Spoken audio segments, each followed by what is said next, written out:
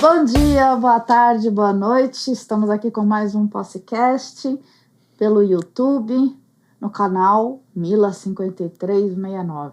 Eu vou mudar esse nome, mas é Mila5369 ainda. Obrigada pela sua audiência, estou muito feliz. E hoje a gente inaugura a descrição, que uma amiga minha falou: você é PCD e você, o programa não é inclusivo? Como assim? Então, hoje eu estou com uma descrição. Eu sou uma pessoa com nanismo, tenho 1,20 m de altura, cabelos loiros, encaracolados. Eu uso um óculos de armação verde, meus olhos são castanhos, pele clara. Estou vestindo uma camiseta que tem uma obra de arte chamada Moça com Livro, um casaco preto, essa camiseta é branca, tem um casaco preto, calça jeans, e a gente está aqui num cenário com duas paredes em madeira e uma que tem umas cortinas nas cores do programa, que são o laranja e o cor-de-rosa ou o roxo. Atrás a gente tem o logotipo numa televisão, o logotipo do programa numa televisão. 3 quadros da Adriana Cabral, que é a minha irmã, são 3 Marinas. E uma mesa, e do outro lado da mesa nós temos um artista, o Vladimir Wagner. Prazer, Vladimir. Muito prazer conhecê-la pessoalmente. Obrigado. Você faz a descrição sua? Claro, eu sou um homem de aproximadamente 60 anos, fiz 59, calvo, tenho um branco, 1,66 m de altura, estou vestindo uma camiseta com tom esverdeado, mais para azul, uma calça bege clara, de manga curta. Acho que é suficiente. Mas isso. Então. É isso. Tá descrito. E a gente agradece muito você que está patrocinando o podcast pela Lei Rouanet, Lei de Incentivo à Cultura, que faz um bem imenso para quem faz arte, cultura e entretenimento neste país, como é o podcast. E hoje a gente vai falar de arte, de mentoria, de muita coisa legal. Me conta, você é professor de arte, monitor, o que mais? Eu sou muitas coisas ao mesmo tempo. Eu vou tentar explicar isso, porque acho que é uma das coisas mais difíceis de falar. Eu tenho formação na área de design gráfico. Eu sou técnico em artes gráficas. Mas muito jovem, por volta dos 22 anos, eu ingressei no serviço público. Então eu trabalho no Tribunal Regional Federal. Então eu sou servidor público, e dentro do servidor público, do serviço público, eu tenho feito trabalhos desde que eu entrei na área de design gráfico. Paralelamente ao trabalho exercido no tribunal, eu tenho outras atividades com arte, eu desenho, pinto. Eu me formei também nisso na minha graduação e depois me especializei também para falar sobre arte. Então também sou professor de História da Arte e faço mediações em visitas e promovo cursos, promovo palestras e também, recentemente, desde 2023, eu tenho feito encontros para a leitura de livros que falam sobre arte. Que legal. O Ney Melo me recomendou você. Ele falou assim, ele ensina a gente a desenhar, você vai conseguir desenhar de qualquer jeito, porque ele diz que todo mundo consegue desenhar. Todo mundo consegue desenhar. Até um tempo atrás... Eu não saio dos 4 pauzinhos e a bolinha para fazer uma pessoa. Isso é uma das coisas que eu costumo explicar muito para as pessoas. Eu desenho desde criança, desde que eu me dou conta, assim, por volta dos 8, 9 anos de idade, já estava desenhando. E por muito tempo me falavam que isso era um talento ou um dom. Então eu acreditei que fosse algo divino, algo concedido. Mas à medida que a gente vai estudando, que a gente vai aprimorando e conhecendo os mecanismos de como a gente produz o desenho, eu estou convencido de que a gente aprende a desenhar, né? Claro que algumas pessoas talvez tenham mais inclinações ao desenho do que outras, mas todo mundo pode desenhar. Basta lembrar, isso é uma das coisas que eu falo, o Ney, que nos apresentou, ele me conheceu numa oficina sobre rabisco sem medo, que eu fiz lá no ateliê Ipiranga. E foi a segunda vez que eu fiz essa oficina, porque eu não dava aula de desenho, eu sempre dei aula de história da arte. A primeira vez foi no tribunal, onde eu trabalho, que me pediram uma oficina de desenho. Aí eu fiz essa proposta justamente para que as pessoas desbloqueassem o ato de desenhar. E como relaciono o desenho? Tem um livro, A História da Arte, do Gombrich, que é um livro bastante conhecido, e ele fala uma coisa bastante interessante na introdução, que a escrita e o desenho e a arte são irmãs. Então, é curioso que, antes de a gente aprender a escrever, a gente rabiscava. Só que, por alguma razão, nesse meio do caminho, a gente aprende a escrever e a gente vai desenvolvendo habilidades na escrita e para de desenhar. Porque o escrever é um desenho. É claro que são coisas diferentes, mas são letras, é um desenho, é um símbolo, é um código que a gente... Então, o processo que leva a gente parar de desenhar é um bloqueio que a gente acaba desenvolvendo por alguma razão. Ou por comparação, porque a gente foi também educado a pensar que a arte tem que ser perfeita. Então, a gente, quando vai falar de desenho, a gente imagina um Michelangelo, um Da Vinci, um Monet, ou algum grande personagem artístico como referência. E pensa que o desenho tem que ser perfeito. Então, a simples comparação com a ideia de desenhar perfeitamente assusta muitas pessoas. Então, ela desiste no meio do caminho de aperfeiçoar a técnica, porque é técnica, né? Outra coisa que muitas vezes bloqueia é um comentário de uma professora, de alguém da família, que às vezes não foi bem acolhido e a pessoa se sente, por alguma razão, desestimulada a continuar exercitando o desenho. E no meu caso, eu tive a sorte de ter uma família que me incentivou a desenhar.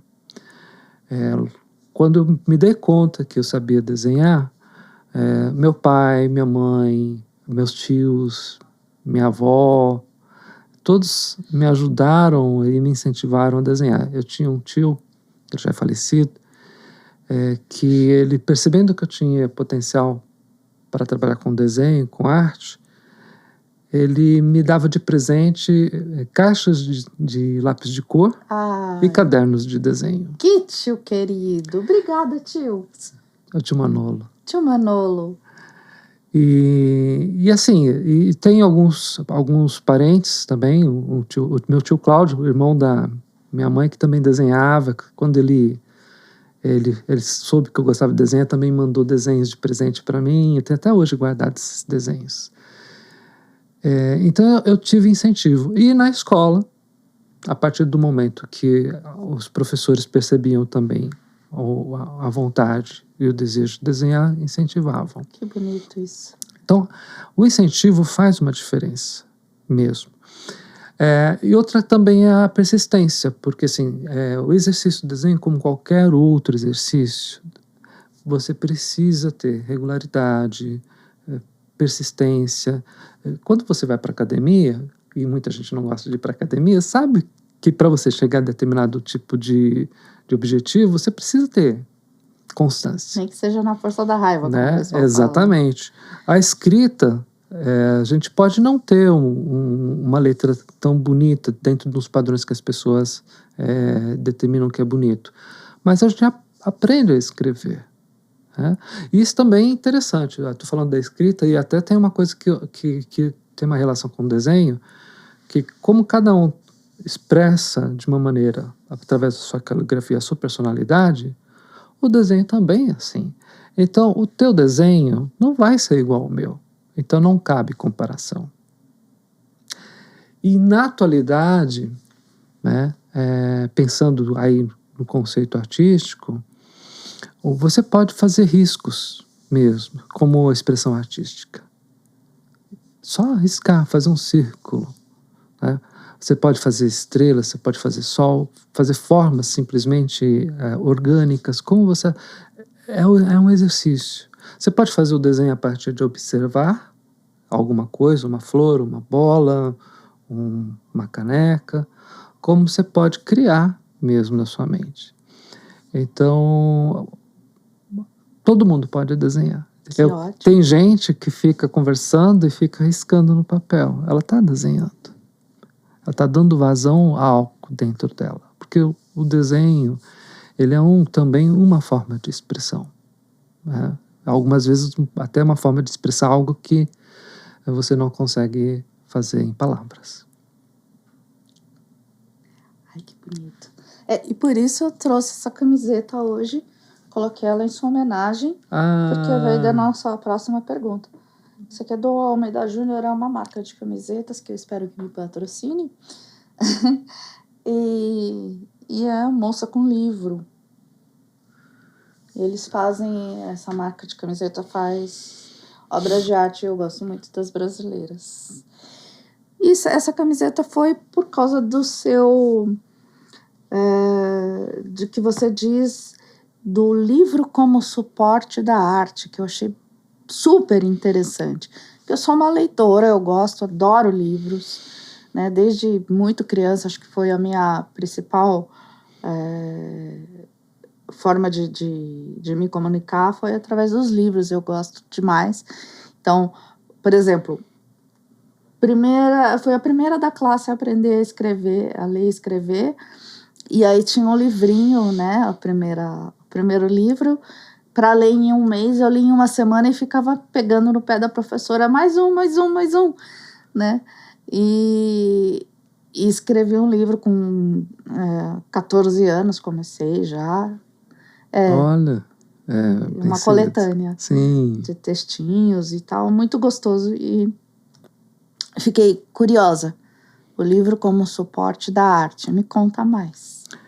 Então, o livro, para mim, ele, enquanto objeto e também enquanto espaço de conhecimento, ele me trouxe um mundo que em outros momentos talvez eu não pudesse ter acesso, né? Então eu vou falar um pouco da minha origem, porque aí fica mais fácil de entender a questão do acesso. Minha mãe só teve até a 4ª série, né? Meu pai só até a 7ª série, então eram pessoas muito simples. A gente vivia na região leste de São Paulo. Uma parte da minha vida vivi na Vila Formosa, numa casa, num terreno que tinha 4 casas, meu avô, minha avó, meus tios e a gente, né, minha família no fundo. E depois uma outra parte da minha vida mais próximo de São Miguel Paulista. Então, vivi na periferia de São Paulo e com poucos recursos também. Não tinha acesso a muitas coisas que hoje, felizmente, eu já posso ter, né?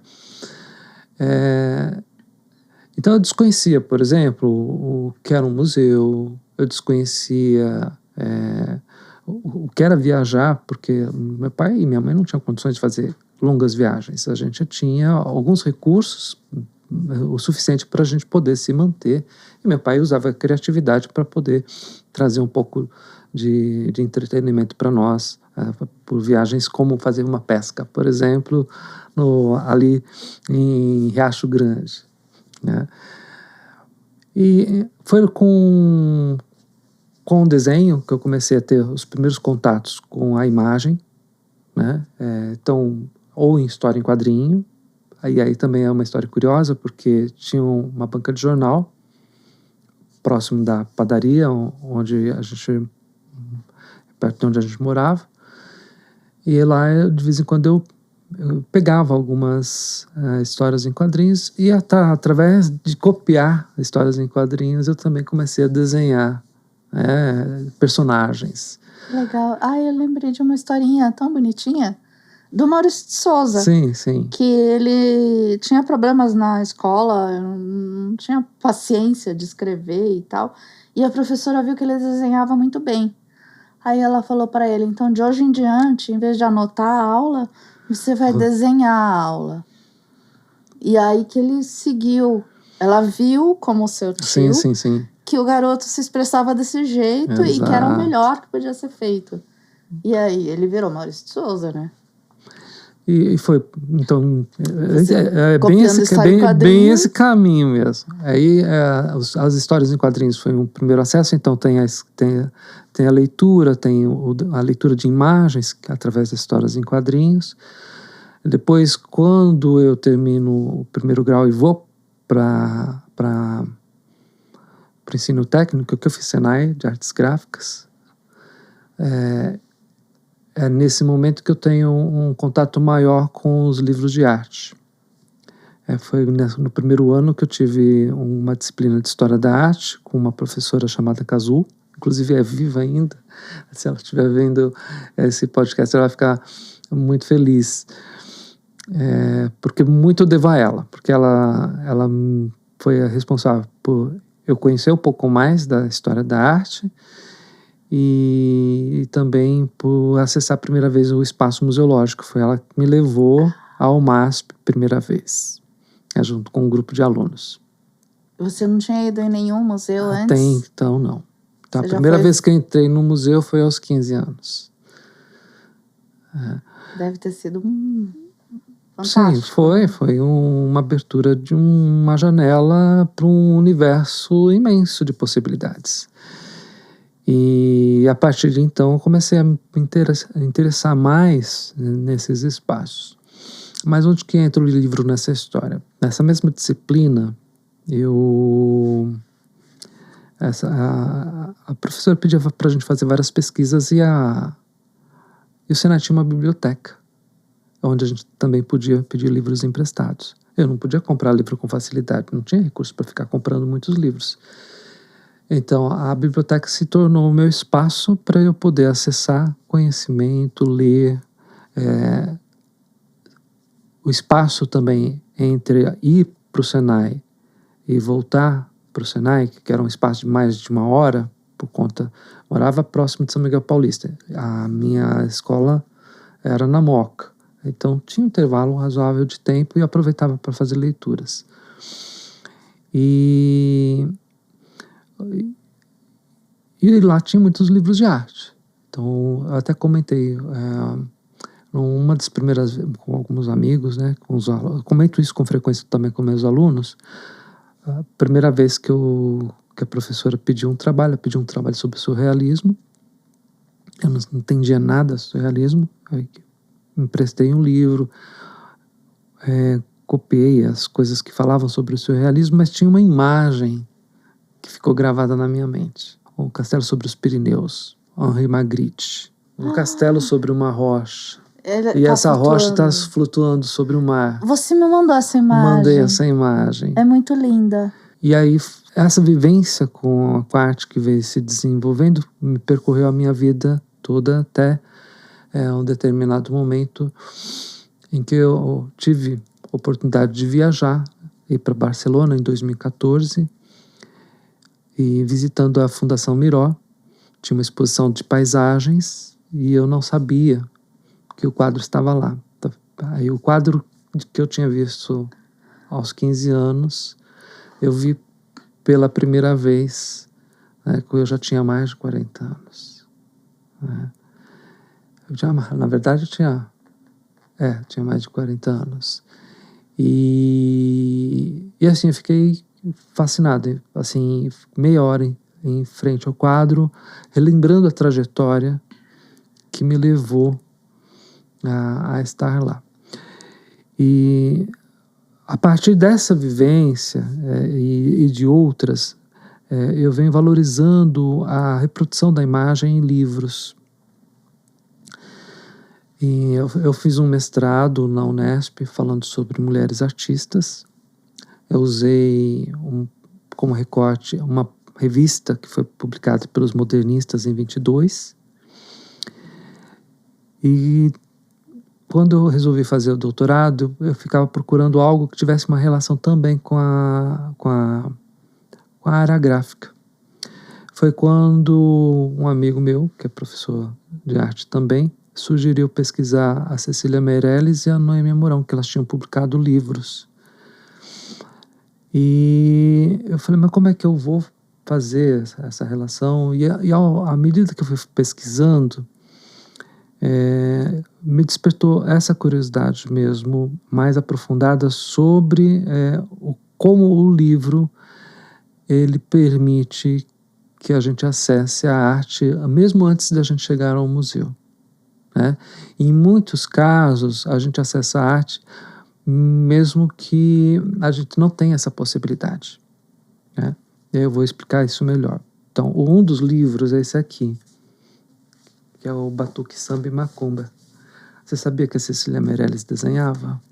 Não tinha ideia. A Cecília Meirelles é mais conhecida como poetisa. Poetisa. Né? Ela preferia ser chamada de poeta. Né?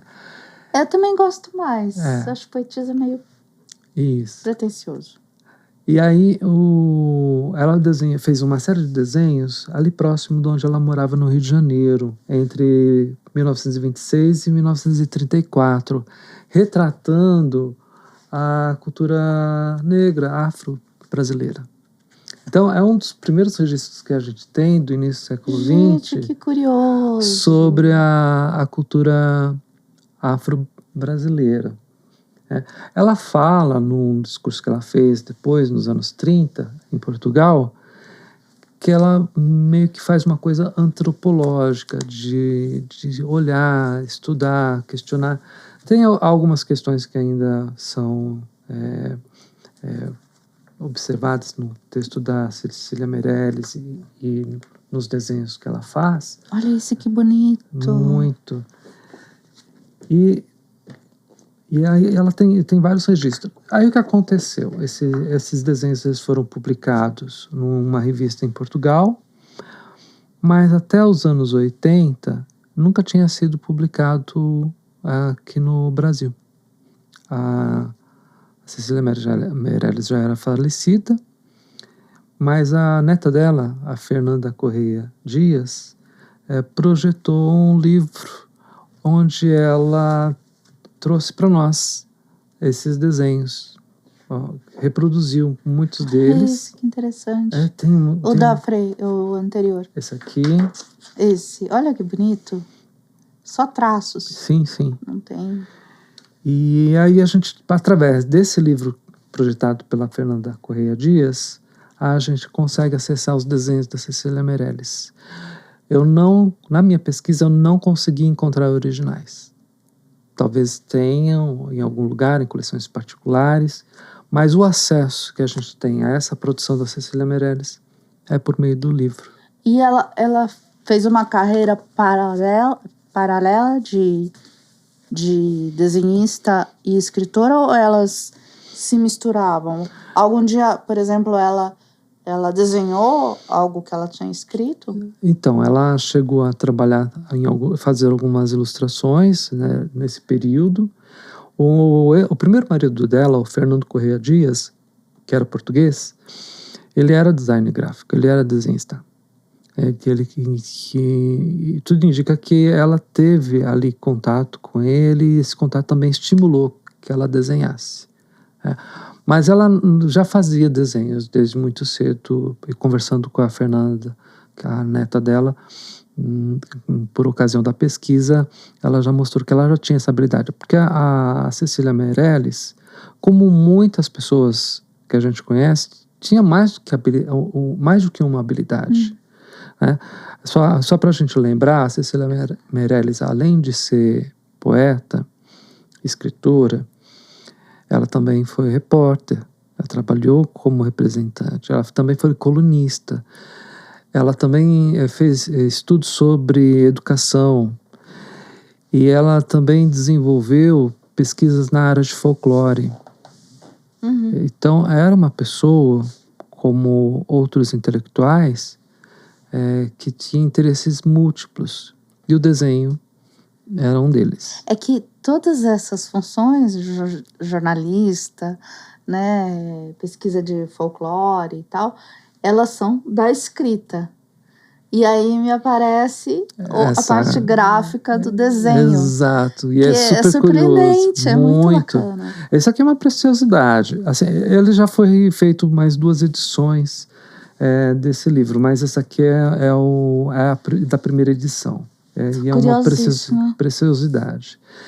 E eu fiz também da pesquisa da Noêmia Mourão, que foi esposa do Di Cavalcanti. Olha. E ela tem também muito trabalho que ela fez em livros.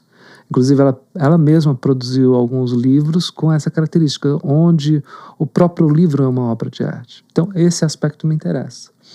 Né? Então, o livro como suporte da arte, ele vem nessa circunstância. Uma questão de que a gente pensar o livro não apenas como um espaço de escrita, mas um espaço arquitetônico mesmo, onde você acessa, como se você acessasse uma exposição e tivesse a oportunidade de ver, além da parte escrita, o conhecimento que está ali disponibilizado, visualmente aquela produção. Né? Hoje nós temos outros tipos de artistas que trabalham com o livro de artista, que é um outro conceito, mas a minha pesquisa vai nesse caminho, pensando o livro como uma maneira de nós acessarmos a arte de forma diferente do que a gente faria, né? Ela se tornando uma coisa mais próxima para nós. Eu usei uma referência para desenvolver isso, de um pensador francês chamado André Malraux. Ele tem um conceito chamado museu imaginário. O que seria esse museu imaginário? As diferentes imagens que a gente vai formando, né? É como se fosse uma enciclopédia de imagens e que vai formando um museu na nossa mente. E o livro, ele acaba sendo uma das formas de a gente acessar isso. Meu pai era publicitário. Sim. Desculpa interromper, mas você falou aí de museu imaginário. Eu lembrei, na época dele, de um catálogo gigante. Sim. Que ele tinha, que era banco de imagens. Sim, então, sim. quando o publicitário precisava de uma imagem específica, que ele não conseguia fazer, né? Eu preciso de uma pessoa pulando de uma montanha congelada e tá aqui no Brasil e não dá para mandar um modelo e uma equipe lá, ele caçava essa imagem. Se eu não me engano, é o catálogo da Talento. Que era fantástico. muito comum mesmo. Hoje em dia você escreve lá no na Google IA e procura, ele te manda. Mas era uma aventura aquilo. Sim, sim. E eu ficava olhando aquele negócio, viajando, porque tinha as imagens mais lindas do mundo. Inclusive com soluções gráficas. Uma lâmpada explodindo em câmera lenta. Sim, sim, sim. Né? Eu lembro muito dessa. Acho que essa foi uma das mais famosas, mais capa. E aí a lâmpada continuava acesa. Aí eu parava assim, como é que eles fotografaram isso? Como é que o cara tirou o ar? Se com o ar ela não... Eu ficava tentando raciocinar e rindo também, né? E isso se perdeu. E esse que você está falando, ele é nessa linha que ele criou esse livro? Não, na verdade, o André Malraux... Isso. Não, o André Malraux, ele teorizou sobre isso. Né? Tá. Teorizou a partir do seguinte pensamento. Que a imagem impressa, né, uma coisa que se tornou possível no século XX de uma maneira mais com maior qualidade, e também a fotografia, né, também com a possibilidade de você reproduzir em grande quantidade, os sistemas de impressão cada vez mais aprimorados. Uma das coisas que ele fala é o seguinte: a gente talvez não tenha oportunidade para visitar um templo grego, né? Como é que você acessa um templo grego hoje? Através de uma fotografia, hoje mais facilmente através de um vídeo ou da internet. Mas pensando lá, anos 40, anos 50, né, um livro trazia a possibilidade de você olhar como que era um templo grego e, por meio da fotografia, inclusive, ver detalhes que mesmo de perto você não veria, porque a fotografia te permite você fazer um recorte num determinado aspecto daquilo que você está estudando e ter um outro olhar, né, a respeito disso. Então, o André Morro, ele vai trabalhar isso e mostrando como que a imagem impressa, ela atua no sentido de ampliar o nosso acesso à estética, à arte. Ela não dispensa o original, que aí eu já entraria num outro teórico que questiona a reprodução gráfica. Mas ele fala dessa importância do acesso que você tem através das reproduções. E alguns artistas fizeram isso, né? Aproveitaram a possibilidade da reprodução gráfica como meio de expandir a forma de divulgar o trabalho deles, já que a reprodução torna o trabalho reproduzido mais barato. Então, se você reproduz um trabalho em 10 exemplares, 100 exemplares, a unidade fica mais barata e automaticamente você consegue que mais pessoas tenham acesso a isso. É o princípio da gravura, só que de uma outra maneira, né? Chegando no campo da indústria, da comercialização. E aí, por esse viés, a democratização da arte mesmo. Então, hoje, a gente tem outras formas de fazer isso, não somente a parte impressa, não somente os livros.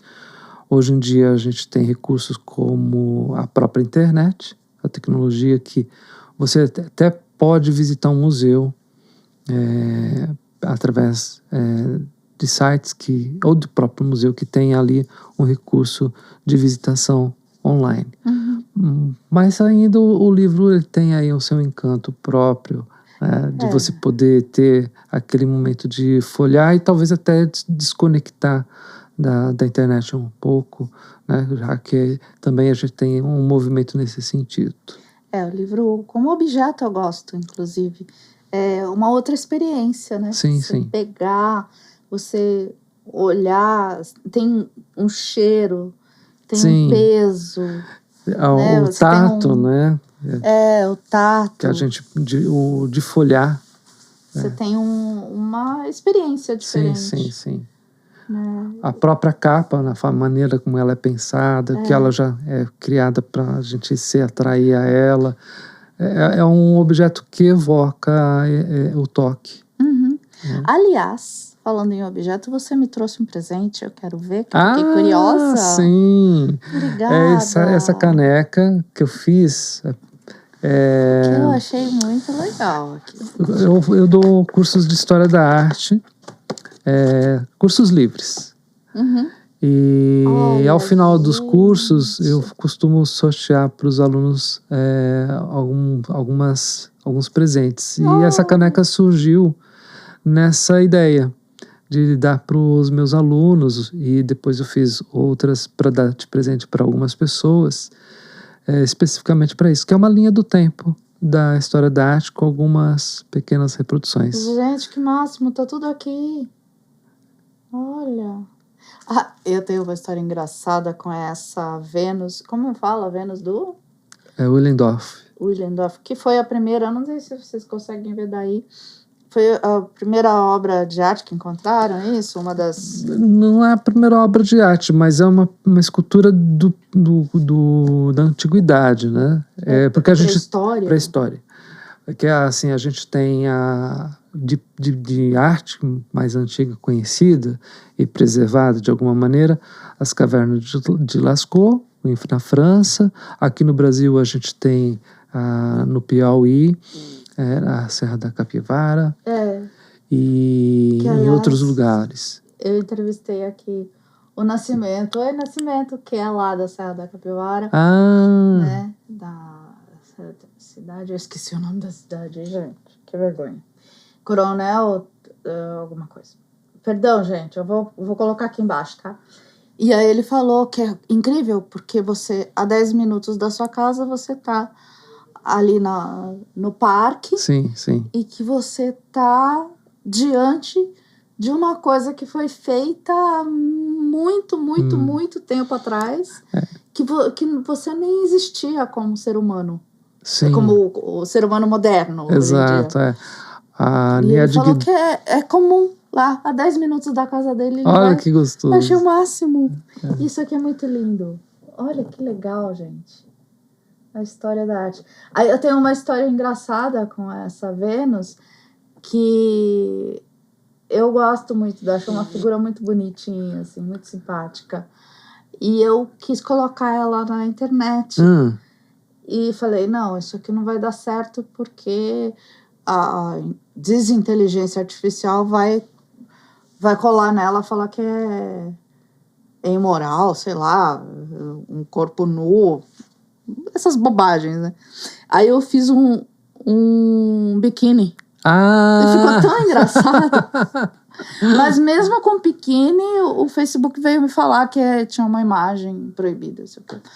Gente, pelo amor de Deus. Infelizmente tem essas limitações. Amei. Que bom, que bom. Adorei a caneca nova, obrigada. Então, nossa, Vladimir, tem muita coisa legal para você falar.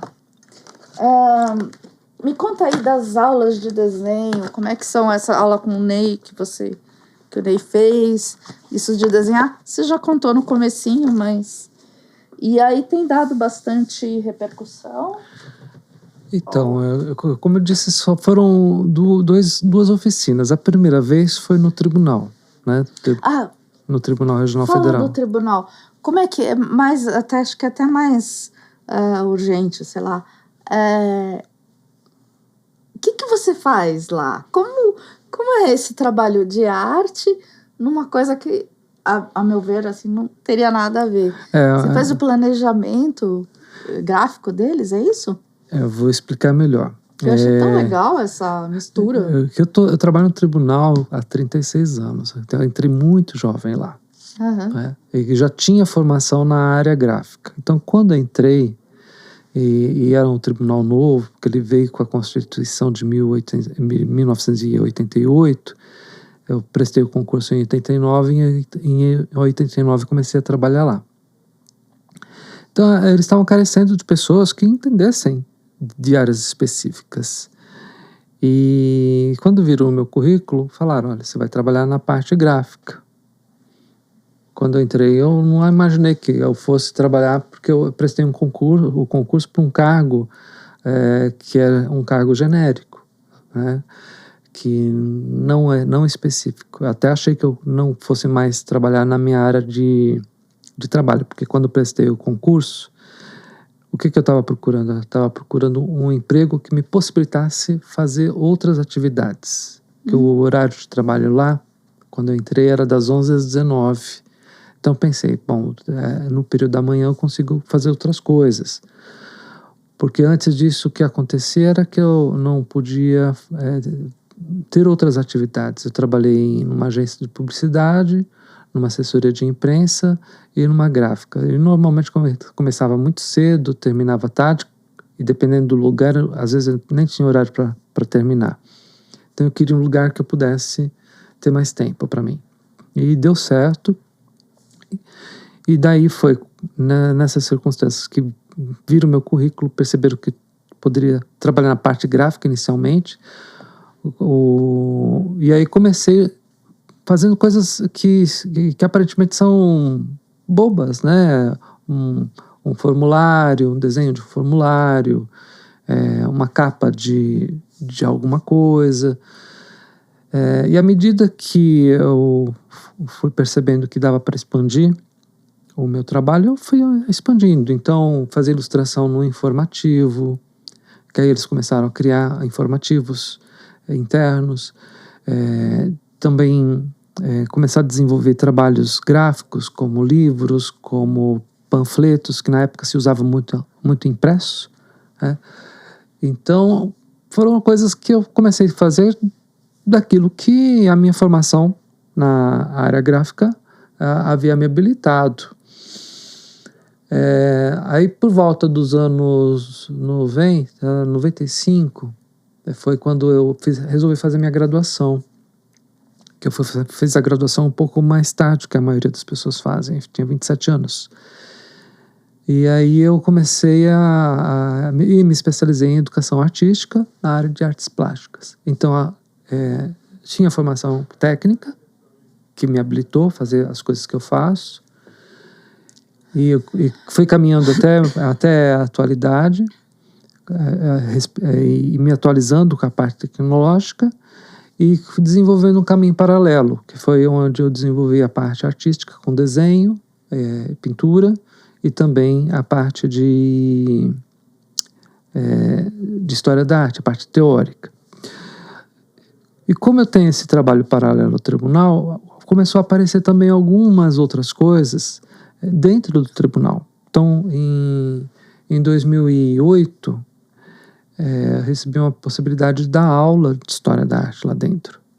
Então, para os funcionários? Para os funcionários, e depois conseguimos abrir para público em geral. Que legal. Você, então, de certa forma, influenciou eles a terem uma curiosidade a respeito. Foi, assim... Foi uma influência. Acabou acontecendo naturalmente, justamente por esse contato e atuação paralela, as coisas se cruzarem. Posso falar uma experiência minha? Claro! Eu tive durante muito tempo uma loja num shopping. E vivia lá. Das 10 da manhã às 10 da noite, segunda a sábado, estava lá. E me relacionava com as pessoas, conversava com a direção, com o faxineiro, com todo mundo. Era figurinha. E teve uma época que eles foram fazer reforma em todos os elevadores. E aí a gente falou, tava precisando mesmo, né? O que será que vai mudar? Quando inauguraram, eu fiquei tão feliz, e chamei minha irmã que também tem nanismo. Falei, Adri, vem ver isso. Eles tinham reformado os elevadores e colocado os botões mais embaixo e o botão de chamar o elevador também mais abaixo. Aí eu olhei para a Adriana e falei, eu acho que eles observaram a gente que estava todo dia aqui e já foram pro acessível. Olha que legal. Eu fiquei tão orgulhosa, tão exibida. Pode até ser que não seja, mas eu acho que eu influenciei o meu meio e melhorei a situação. Faz e todo que eu acho sentido. Que, de repente, sim, o que aconteceu contigo. Porque vai despertando a curiosidade. Porque quando eu resolvi fazer a graduação em artes, eu até recebi crítica por conta disso. Uma pessoa achou que eu fosse estudar arte apenas por uma questão de hobby, não como algo profissional. A maioria das pessoas que trabalhavam e trabalham no tribunal, elas buscam se formar na área de direito. E eu escolhi um caminho completamente diferente. Eu já estava trabalhando como design gráfico. E eu queria continuar nessa área de uma outra maneira, né? E aí escolhi um caminho artístico. E, naturalmente, as coisas foram acontecendo de maneira que eu fui ampliando minha atuação. Hoje eu não trabalho especificamente com a parte gráfica, embora eu tenha ainda alguns projetos com a área gráfica, e eu migrei para as redes sociais. Hoje eu trabalho no setor da assessoria de comunicação social do tribunal, na seção de gestão de conteúdo, administrando as redes sociais do tribunal, entre elas o Instagram. Então, parte do material visual que tem no Instagram do tribunal é eu que tenho trabalhado. Então, se a gente abrir o Instagram do tribunal, vai encontrar você lá. Vai encontrar trabalhos meus. Lá. Isso. Mas também, eu hoje sou um dos membros do Centro de Memória, da Comissão da Memória do Tribunal. Que bacana. Então, assim, a gente vem trabalhando também a importância desse aspecto da história do tribunal, e isso me abre outras possibilidades. Então, hoje, essa semana, termina uma exposição que eu estou participando lá. O final de 2024, a gente fez uma exposição de artes visuais com obras de magistrados, servidores e parentes de magistrados e servidores, e fez tanto sucesso que o final do ano passado fizeram a mesma proposta. Então fizemos uma segunda mostra de artes visuais, ela está em exposição ainda, essa semana ainda está lá, na entrada do tribunal, levando um pouco de artes visuais para o tribunal. Então, tem outras pessoas, não sou só eu. Eu sou uma das pessoas que tem esse viés artístico, que acaba trazendo e somando as outras vozes que incentivam esse lado mais humano, que muitas vezes se perde num ambiente que é tão técnico, tão denso, da área do direito, mas que também tem e considera a importância do trabalho artístico na formação do ser humano. É vital, eu acho. Muito. E assim... acessa lugares que a gente não está acostumado, exato, né? O mais interessante, assim, nesse ponto que eu me encontro, né? Aí, acho que é o que gerou essa nossa conversa, é que eu estou num entre mundos. Porque eu sou um cara que trabalha no tribunal, né? Então, quando eu estou mas que trabalha com arte. Então, quando eu estou entre artistas, pessoas da área de arte, eles acham estranho, né? Eu ser uma pessoa do tribunal, né? Um funcionário público, numa área tão enrijecida, né? E para o pessoal da área de direito, o pessoal da área do tribunal, eu sou um artista. Você é um espião. Duplo ainda. Até uma magistrada uma vez me abordou e falou que eu estava no lugar errado. Mas eu falei, não estou no lugar errado. Na verdade, é onde eu deveria estar. Por várias razões, inclusive pela questão da subsistência.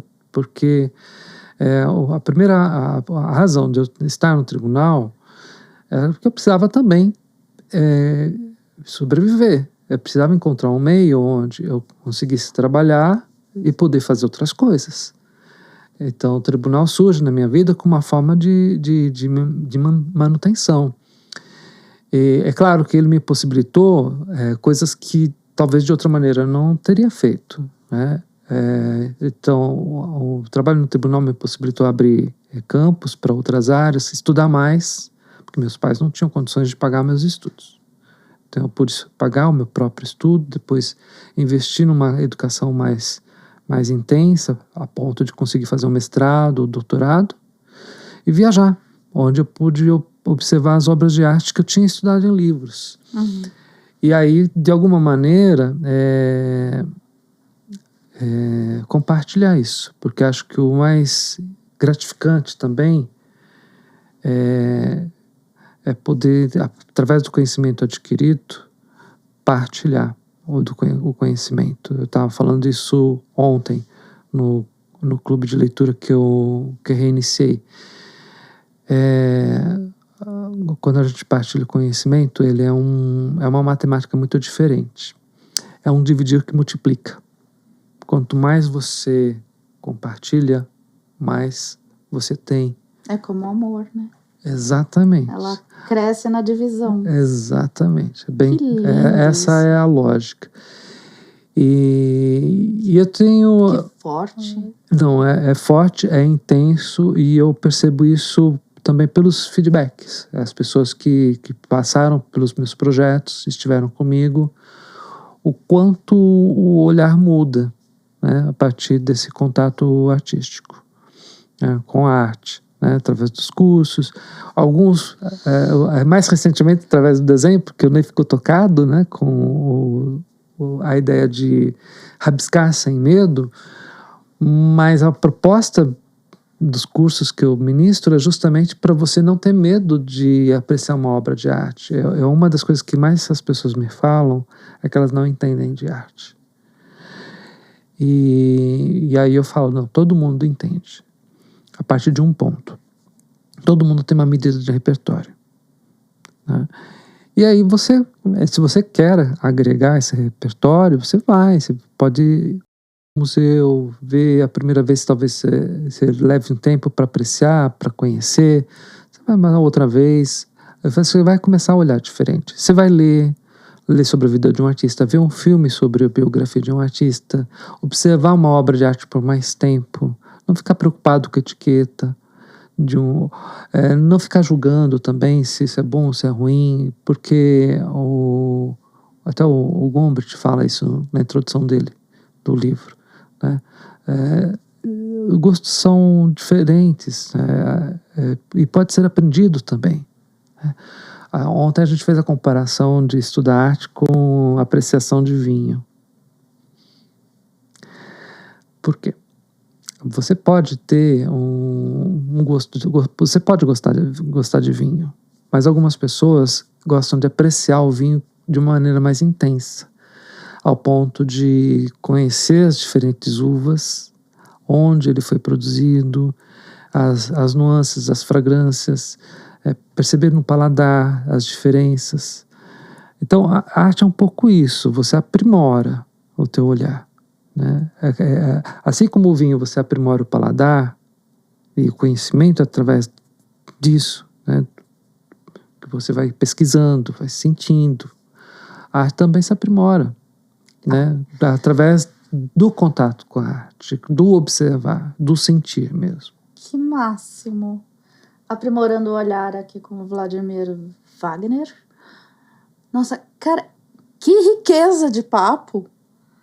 Que riqueza! Eu vou parar para pensar muito nessa entrevista. Foi muito legal. Super obrigada. Eu que agradeço. Super obrigada mesmo. Amei. Aprendi muito. E você quer dar suas redes, seu serviço? Você vai fazer, tem algum plano? Você faz monitoria, né? Mediação de encontros sobre história da arte. Isso. E tem o Clube do Livro. Eu tenho o Clube de Leitura, isso. Eu estou administrando 2 no momento. Um é para os funcionários do tribunal, que acontece de quarta-feira a cada 15 dias. Tem para os pobres mortais também? Tem, às terças-feiras. A gente começou ontem, mas ainda dá tempo de participar. Opa, tô nessa. Funciona assim, a gente escolheu o livro A História da Arte do Gombrich para ler. A gente começou já a ler a introdução ontem, a gente estava considerando a introdução. E no próximo dia 24 de fevereiro, a gente tem o segundo encontro, para já começar com a leitura do primeiro capítulo. Ele acontece pelo Zoom, né? E para participar é só me mandar mensagem, eu explico com detalhes. Entrar na minha rede social, no Instagram, Vladimir Wagner, me procura lá, manda mensagem, aí eu dou mais detalhes. Lá no meu perfil também tem algumas informações sobre como é que funciona o clube de leitura. Mas a ideia é uma coisa bem mais menos formal, uma linguagem mais simples e acolhedora, porque eu penso que a arte ela tem que também valorizar essa questão humana. E não adianta usar termos extremamente complexos, uma linguagem extremamente técnica, e afastar as pessoas do sentir, que é o que a arte, em primeiro momento, permite, né? Obrigada, querido. Muito, muito obrigada mesmo, gente. Muito obrigada. Até a próxima sexta-feira. E lembrando, agora eu sou colunista da revista Salto, que eu vou deixar aqui embaixo o endereço. Então, lá na Salto, eu falo dos meus convidados, falo aqui do podcast. Então, você vai saber um pouquinho mais depois do Vladimir e de todas as pessoas incríveis que a gente recebe aqui no podcast. Muito obrigada pela sua companhia e até sexta que vem. Beijo.